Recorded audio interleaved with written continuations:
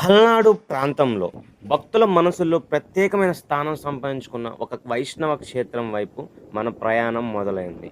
మన గమ్యం ఒక్కటే, అదే పల్నాడు యాదాద్రి. సాధారణంగా యాదాద్రి అంటే మనకు తెలంగాణలోని శ్రీ లక్ష్మీ నరసింహస్వామి వారి క్షేత్రం గుర్తొస్తుంది.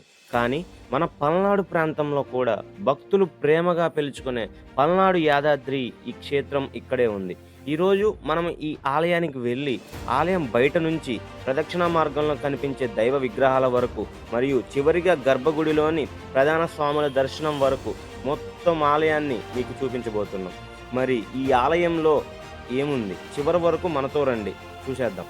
ఆలయ ప్రాంగణంలోనే మన దృష్టిని ఆకర్షించే శ్రీ ఆంజనేయ స్వామి మరియు గరుత్మంతుడి దైవ స్వరూప విగ్రహాలు మనకు కనబడతాయి. బయట నుంచి చూస్తే ఆలయ నిర్మాణం, ధ్వజస్తంభం, ఆలయం పై భాగంలో కనిపించే శ్రీ లక్ష్మీ నరసింహస్వామి రూపం భక్తుల దృష్టిని వెంటనే ఆకర్షిస్తాయి. ఆలయ ప్రాంగణంలోకి అడుగు పెట్టగానే మనకు కనిపించేది కేవలం ఒక దేవాలయం కాదు, వివిధ వైష్ణవ సంప్రదాయాలకు సంబంధించిన దైవ స్వరూపాలు, ఆచార్యుల విగ్రహాలతో కూడిన ఒక ఆధ్యాత్మిక వాతావరణం. మరి ముందుగా ఆలయం చుట్టూ ఉన్న విగ్రహాలను చూసేద్దాం. ఇప్పుడు మనం ఆలయం చుట్టూ ప్రదక్షిణ చేస్తూ వెళ్తున్నాం. ప్రదక్షిణ మార్గంలో వివిధ వైష్ణవ క్షేత్రాలకు సంబంధించిన అనేక దివ్య స్వరూపాలు మనకు కనిపించబోతున్నాయి. మన ఆలయ ప్రదక్షిణ మార్గంలో మనకి హయగ్రీవ స్వామి, వరదరాజ స్వామి, పాండురంగ స్వామి, బద్రీనాథ స్వామి, శ్రీకృష్ణ స్వామి, శ్రీకేశవ పెరుమాళ్ స్వామి, శ్రీరామనుజులు మరియు భూవరాహస్వామి విగ్రహాలు మనకి కనిపించబోతున్నాయి. హయగ్రీవ స్వామిని విద్య, జ్ఞానం మరియు విజ్ఞానానికి ప్రతీకగా భావిస్తారు. వరదరాజ స్వామిని వరాలను ప్రసాదించే రాజుగా భావిస్తారు. శ్రీ పాండురంగ స్వామిని అంటే భక్తి, నామస్మరణకు ప్రసిద్ధి చెందిన శ్రీకృష్ణుని దివ్య రూపంగా భావిస్తారు. హిమాలయాల్లోని ప్రసిద్ధ బద్రీనాథ్ క్షేత్రాన్ని గుర్తుకు తెచ్చే విధంగా శ్రీ బద్రీనాథ స్వామిని ప్రతిష్ఠించారు.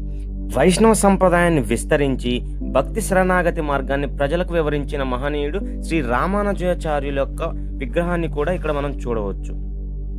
తరువాత భూవరాహస్వామి, భూమాతను రక్షించడానికి శ్రీ మహావిష్ణువు వరాహ అవతారం ధరించినట్లు మనకి పురాణాలు చెబుతున్నాయి. ఒక్కో అడుగు ప్రదక్షిణలో ఒక్కో దివ్య స్వరూపాన్ని దర్శించుకుంటూ వెళ్తుంటే ఈ ఆలయంలోని వైష్ణవ సంప్రదాయం ఎంత విస్తృతంగా ఉందో మనకు అర్థమవుతుంది. హయగ్రీవ స్వామి నుంచి భూవరాహ స్వామి వరకు వివిధ రూపాల్లో శ్రీ మహావిష్ణువు దర్శించుకునే ఈ ప్రదక్షిణ మార్గం ఈ క్షేత్రానికి ఒక ప్రత్యేకమైన ఆధ్యాత్మిక అందాన్ని తీసుకువస్తుంది.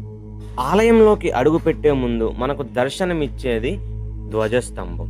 వైష్ణవ ఆలయాల్లో ధ్వజస్తంభానికి ఎంతో ప్రత్యేకమైన స్థానం ఉంది.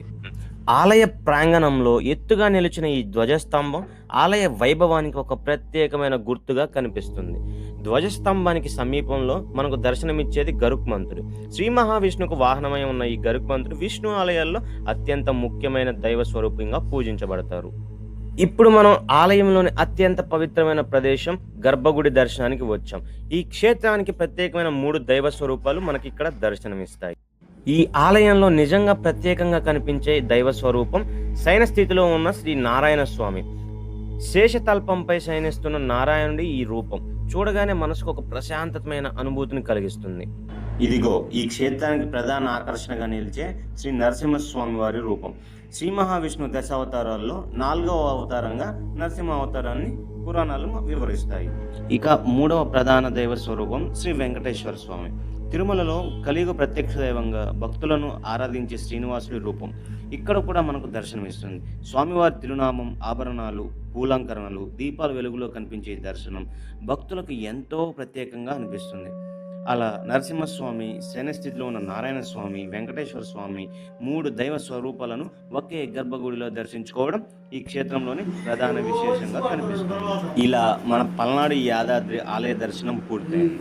ఆలయం బయట నుంచి ప్రారంభమైన మన ప్రయాణం ఆలయ ప్రవేశం, ఆంజనేయ స్వామి, గరుత్మంతుడి దర్శనం మరియు 3 దైవ స్వరూపాల దర్శనం ఒకే క్షేత్రంలో దర్శనం ఇవ్వడం భక్తులకు ఒక ప్రత్యేకమైన ఆధ్యాత్మిక అనుభూతి. మీరు కూడా ఈ క్షేత్రాన్ని సందర్శించండి. ఇలాంటి భారతీయ సంప్రదాయాల వెనుక ఉన్న నిజాల కోసం విజే డీకోడ్స్ను లైక్ చేయండి, సబ్స్క్రైబ్ చేయండి.